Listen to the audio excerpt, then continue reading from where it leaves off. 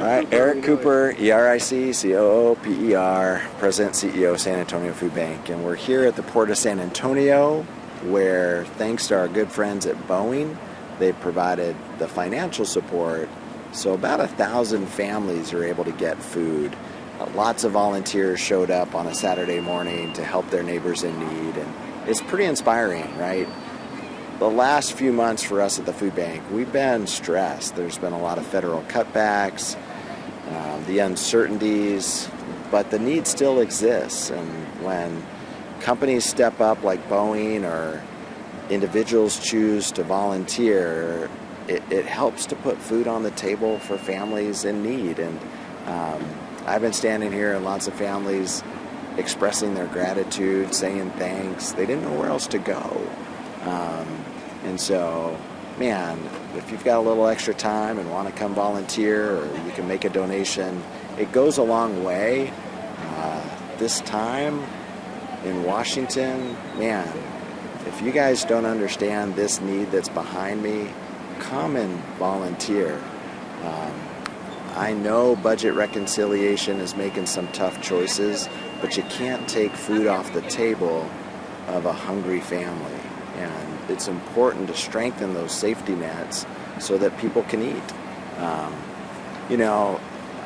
This place usually hosts events. They're not this morning. And so to use this parking lot, it's working beautifully. It's a great logistics coming together when it comes to the volunteers that have been staging families as they're waiting to get food, and then they drive through, their trunks are loaded. They're going to leave with a lot of great fresh produce and some core grocery staples. But man, I'm struggling to meet this need because of the federal cutbacks. So proud of Boeing for stepping up to fill that gap. But we're going to be back at this tomorrow and the next day to continue to feed 105,000 people a week. And it's going to take a lot more support if we're going to fill the hole that's been left by Congress.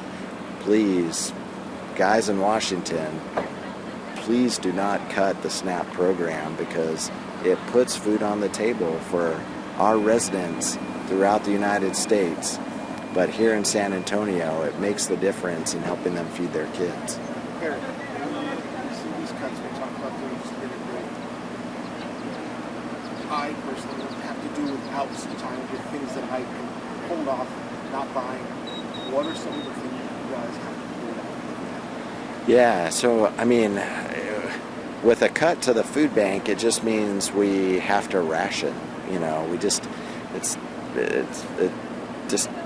We can't make it up, right?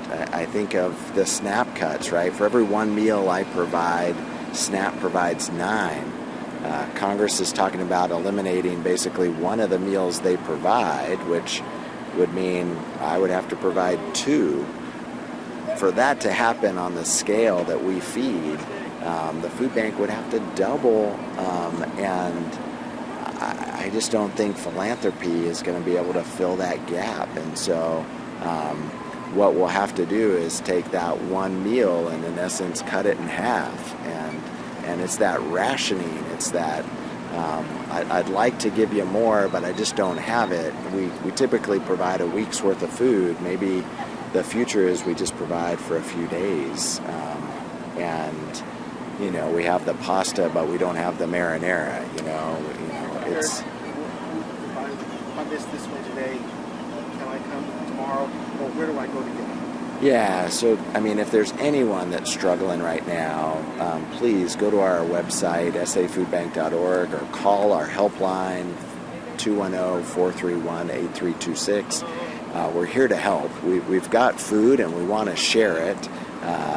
And so, it starts there. And you can sign up for any of our food distributions. We've got several actually going on today. This one out at the Port of San Antonio, thanks to Boeing. Boeing helped to bring this food here. They brought a lot of volunteers to help distribute it. We encourage other corporations and to help do the same. But most of all, right now, I'm encouraging Washington to do the same, because I don't know how I'm going to meet the need of feeding 105,000 people a week. And that blend of both public, government, and private, companies, individuals, local people, bringing that together is how I do what I do. And food banks across the country right now are just trying to figure out where their food's going to come from.